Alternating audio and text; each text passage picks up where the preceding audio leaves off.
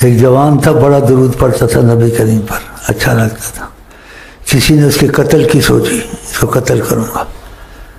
تو نبی کریم نے کسی بزرگ کو کہا یہ آدمی قتل کرنا چاہتا ہے فلانے جوان کو، وہ جوان میرے پر درود بہت پڑتا ہے.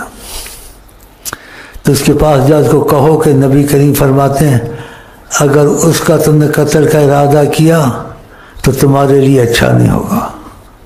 اس کے دل میں تو بتائی نہیں تھی. وہ بزرگ گیا، دروازہ کا جوان نکلا، بزرگ نے سلام کیا، کہا تم دل میں کسی قتل کا ارادہ رکھتے ہو؟ اس نے کہا آپ کیسی باتیں کرتے ہیں؟ کہا ہم نے ایک دوسرے کو کبھی دیکھا کہیں نہیں دیکھا. کہا تم کسی جوان کا قتل کا ارادہ رکھتے، چھپایا ہوا ہے کہ موقع لگے اس کو قتل کروں گا. نبی کریم نے کہا اگر اس کو قتل کیا مجھے برداشت نہیں ہوگی.